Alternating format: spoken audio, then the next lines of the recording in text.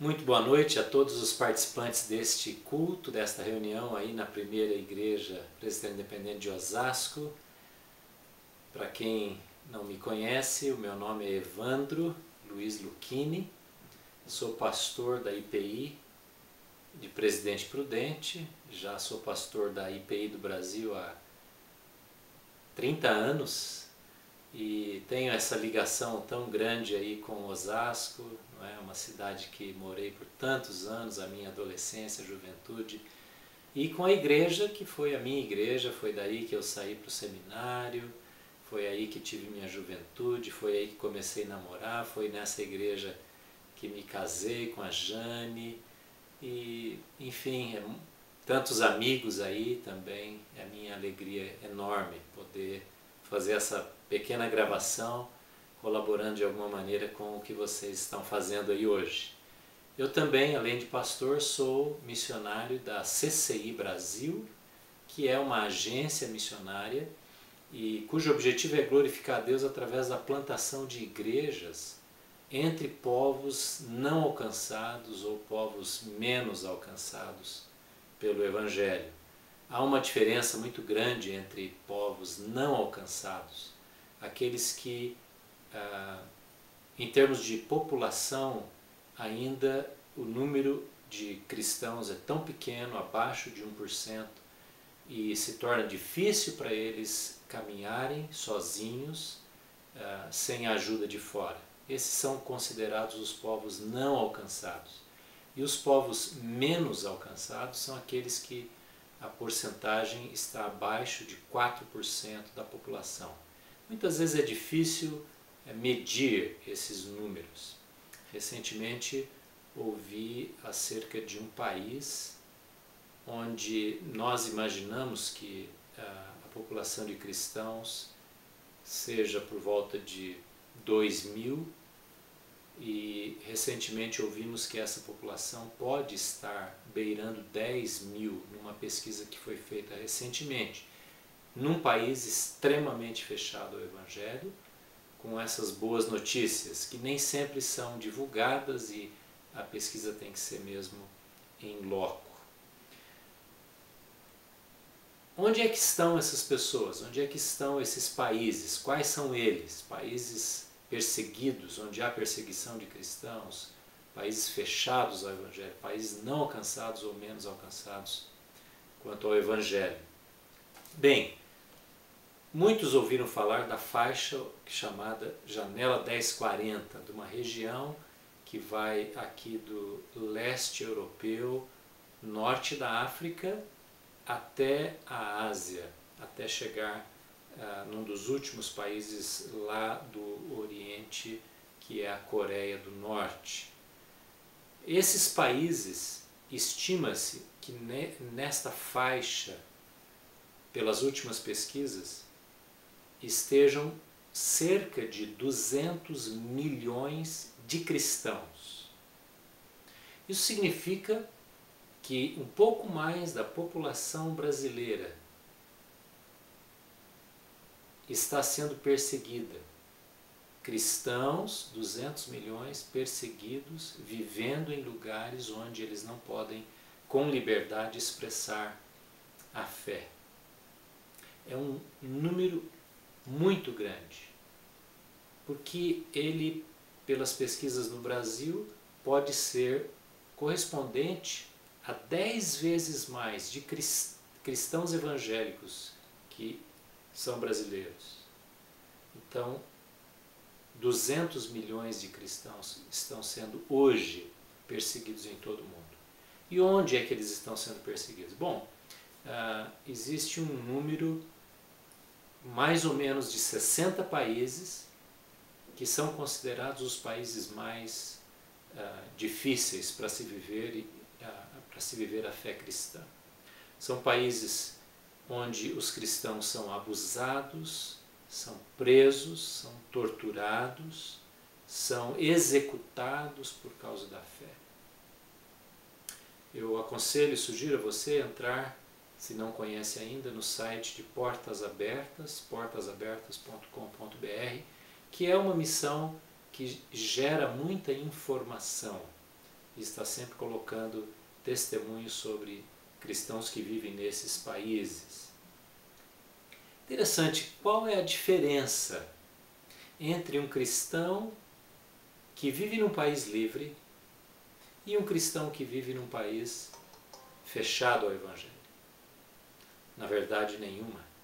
A única diferença é que eles, como parte do corpo de Cristo, estão vivendo num país onde eles não podem exercer essa liberdade. Eles são iguais a mim e a você.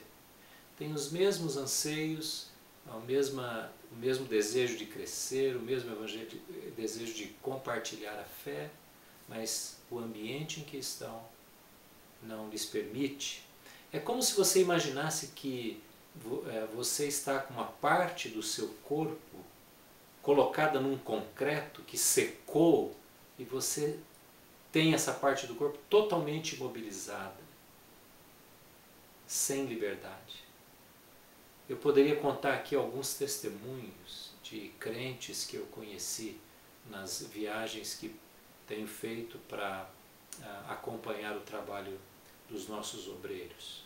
Poderia contar inúmeros testemunhos, mas destaco um apenas de um jovem de 19 anos. E quando eu o encontrei, na verdade ele já estava com 29 anos, mas aos 19 anos ele se converteu. Num dos países do oeste africano, um dos países que na lista de portas abertas está num ranking bem alto de perseguição. É totalmente proibido sair do islamismo e adotar uma outra religião. Ele se converteu e através do trabalho de um missionário estrangeiro, e ele foi, como todo cristão recém-convertido, foi conversar e compartilhar com os amigos. Uma semana depois de ter revelado aos amigos que havia se convertido ao cristianismo, os amigos o convidam para uma viagem, colocam na porta, no banco de trás de um táxi, ao lado da porta, e a cerca de 80 quilômetros da cidade, indo para o interior do deserto do Saara. Eles abrem a porta, tiram esse moço para fora e o deixam lá totalmente arrebentado na beira da estrada. Assim ele se converteu. Esse foi a primeira experiência de fé que este jovem teve. E quando eu o conheci, depois de 10 anos deste evento, ele era um dos líderes, dos presbíteros de uma pequena igreja, que se reunia e se reúne ainda na casa de pessoas. Cerca de 8 pessoas faziam parte dessa pequena igreja. Essa é a situação de muita gente, muitos irmãos nossos, homens e mulheres, que vivem essa situação de impossibilidade do exercício da fé. Interessante que Hebreus 13, capítulo 13, versículo 3, o escritor diz que nós devemos nos lembrar dos presos, dos encarcerados, como se estivéssemos presos com eles. Essa deve ser a nossa atitude quando pensamos nos que vivem nessa situação. Mas eu quero dizer mais uma coisa, que no nosso contexto missionário e também nas nossas igrejas, nós sempre temos ouvido falar de missionários que saem do Brasil ou vão para outros povos. Mas eu quero dizer uma coisa rapidamente a você, que Deus está levantando hoje um grande número de homens e mulheres, moços e moças, que estão indo através das suas profissões. E a plataforma de trabalho, de alcance na sociedade, é o uso da profissão.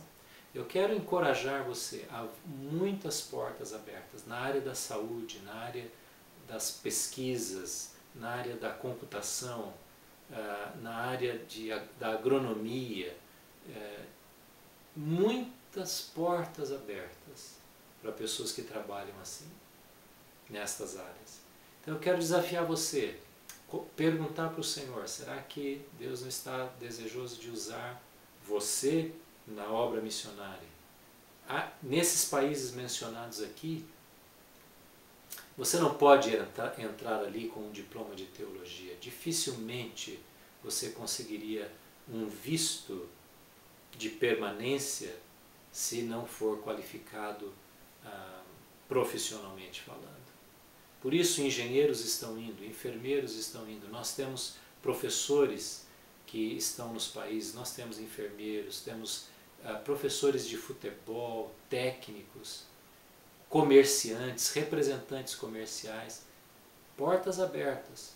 Nem sempre o sustento advém do exercício da profissão. Muitas vezes esses missionários, com esta plataforma de trabalho, ainda precisam levantar seus sustentos aqui no Brasil, com apoio de igrejas, de pessoas.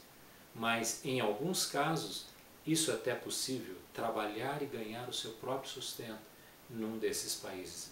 Naturalmente, uma vida simples, uma vida restrita, mas através da plataforma do trabalho, alcançar a comunidade, alcançar os amigos e ali então propagar e anunciar a experiência com Jesus. Eu quero desafiar pessoas que estão aí, quem sabe me ouvindo agora, no culto, nesse culto de desafio, orar e dizer: Senhor, se o Senhor quer me usar, se o Senhor quer tomar a minha profissão nas mãos, talvez você esteja pensando ainda em qual vai ser a sua área de escolha profissional.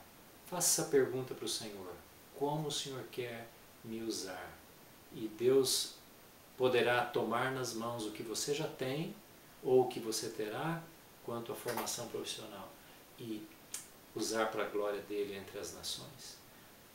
O Salmo 96 diz que nós devemos cantar às nações a sua glória e anunciar entre os povos as suas maravilhas.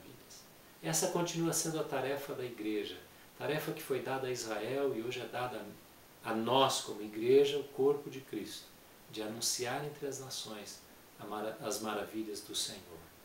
Que Deus chame pessoas da nossa querida igreja, primeira IPI de Osasco, que Deus chame jovens, Deus chame adultos, casais, para a glória dele ser vista entre todos os povos, porque ele é digno e ele merece ser honrado onde ainda ele não está sendo. Deus abençoe e um abraço para todos da nossa amada igreja em Osasco. Tchau!